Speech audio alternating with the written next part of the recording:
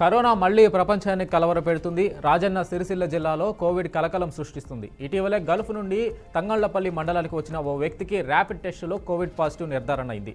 Covid లక్షణాలతో ఓ private ఆసుపత్రిలో బాధితుడు పరీక్షలు చేయించుకున్నాడు. ఆసుపత్రికి వెళ్లి టెస్ట్ చేయడం వైద్యులు కోవిడ్ పాజిటివ్ అని నిర్ధారించారు. మియాపూర్లో దారుణం చోటు చేసుకుంది. నిర్మాణంలో ఉన్న భవనంపై నుండి కింద పడి ఓ వ్యక్తి మృతి చెందాడు. మృతుడు ఛత్తీస్గఢ్కు చెందిన బికెన్గా పోలీసులు గుర్తించారు. భవన యజమాని ఎలాంటి ముందు జాగ్రత్తలు చేపట్టకపోవడంతో ఈ ప్రమాదం జరిగినట్లు పోలీసులు తెలిపారు. మృతదేహాన్ని పోస్టుమార్టం నిమిత్తం గాంధీ హాస్పిటల్కు తరలించారు. భవన యజమానిపై కేసు నమోదు చేసి దర్యాప్తు చేపట్టారు. నెల్లూరు జిల్లాలోని వైసీపీ పార్టీ కార్యాలయంలో మాజీ మంత్రి కాకాని గోవర్ధన్ రెడ్డి కుమార్తె పూజితారెడ్డి సమావేశం నిర్వహించారు. తన తండ్రి నిజాయితీ వ్యక్తిత్వం గురించి ప్రజలకు తెలుసని, అభివృద్ధి ప్రజల సంక్షేమం తప్ప వేరే ఆలోచన చేయని వ్యక్తి తన తండ్రి గోవర్ధన్ అని అన్నారు. తప్పుడు కేసులు పెట్టి అక్రమంగా అరెస్టు చేసి తన తండ్రిని కష్టాలు పెట్టడం సరికాదని మండిపడ్డారు. తమకు కేసులు కొత్త కాదని, ఎన్నోసార్లు కేసులు పెట్టినా పోలీసు విచారణకు హాజరయ్యేవారని పూజితారెడ్డి తెలిపారు. మళ్లీ తన తండ్రి ప్రజల ముందుకు వచ్చే వరకు కార్యకర్తలకు అందుబాటులో ఉంటానని హామీ ఇచ్చారు. తూర్పుగోదావరి జిల్లా దేవరపల్లిలో అక్రమంగా తరలిస్తున్న గంజాయిని పోలీసులు స్వాధీనం చేసుకున్నారు. ఒడిశా రాష్ట్రంలోని మల్కాన్గిరి నుంచి హైదరాబాద్కు తరలిస్తున్న 730 కేజీల గంజాయిను పోలీసులు పట్టుకున్నారు.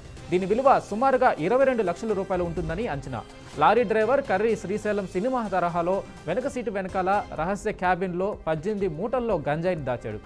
నిందితుడిని అదుపులోకి తీసుకున్న పోలీసులు అతని వద్ద నుండి 1000 రూపాయల నగదు, ఒక సెల్ ఫోన్ స్వాధీనం చేసుకున్నారు. హైదరాబాద్లో నాటు తుపాకులు విక్రయిస్తున్న 2 వ్యక్తులను పోలీసులు అరెస్టు చేశారు. నిందితులు ఉత్తరప్రదేశ్కు చెందిన మహమ్మద్ జీషన్, మహమ్మద్ అమీర్గా గుర్తించినట్లు కమిషనర్ సుధీర్ బాబు తెలిపారు. ఉత్తరప్రదేశ్ నుండి తుపాకులు తీసుకొచ్చి హైదరాబాద్లో విక్రయిస్తున్నట్లు వెల్లడించారు. నిందితులపై కేసు నమోదు చేసి రిమాండ్కు తరలిస్తున్నట్టు తెలిపారు.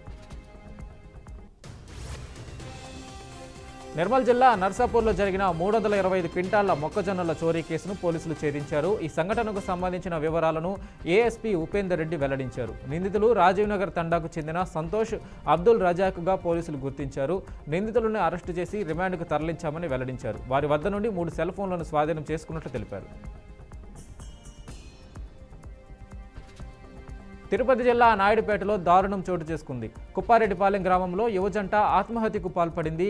జమ్మల సుబ్రహ్మణ్యం, దేవత శిరీష్లు హోటల్లోని గదిలో ఆత్మహత్య చేసుకున్నారు. దీనికి వివాహేతర సంబంధమే ప్రధాన కారణంగా స్థానికులు చెబుతున్నారు.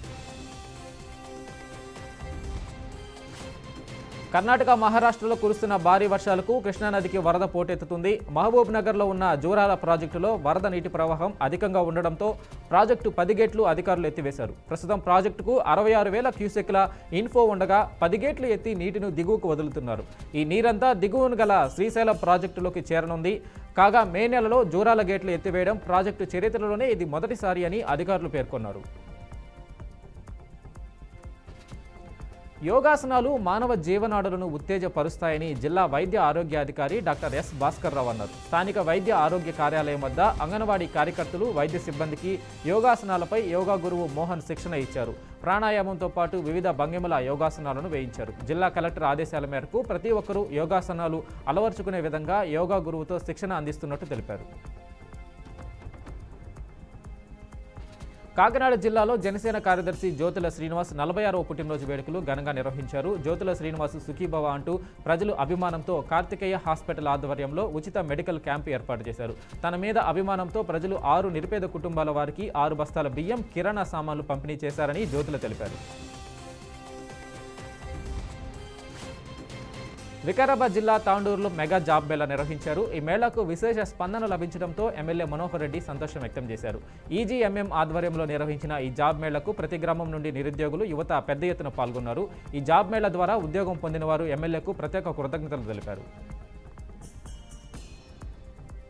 శ్రీకాకుళం జిల్లా పలాస లక్ష్మీపురం టోల్ ప్లాజా వద్ద లారీ ఓనర్ అసోసియేషన్ సభ్యులు ఆందోళన చేపట్టారు. టోల్ సిబ్బంది వైఖరిపై అసంతృప్తి వ్యక్తం చేస్తూ ప్రభుత్వ దృష్టికి తీసుకెళ్లేలా నిరసన తెలిపారు.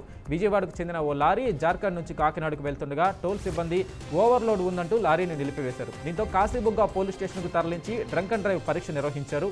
మద్యం సేవించలేదని నిర్ధారణ అయింది. రాత్రి వేళ డ్రైవర్ను వదిలిపెట్టినట్టు లారీ యజమాని పేర్కొన్నారు. టోల్ వద్ద నుండి లారీ నిలిపివేయడంతో గమ్యస్థానానికి రవాణా ఆలస్యమై నష్టాలు చవిచూశామని లారీ యజమాని వాపోయారు. చిత్తూరు జిల్లాలో విషాదం చోటు చేసుకుంది. నెల్లూరు సమీపంలో హంద్రినివా కాలువ పనులు చేస్తుండగా విద్యుత్ తీగలు తగిలి యువకుడు మృతి చెందాడు. మృతుడు కర్నూలు జిల్లా మనపాడు గ్రామానికి చెందిన యశ్వంత్గా గుర్తించారు. అనంతరం మృతదేహాన్ని పోస్టుమార్టం నిమిత్తం పొంగునూరు ప్రభుత్వ ఆసుపత్రికి తరలించారు.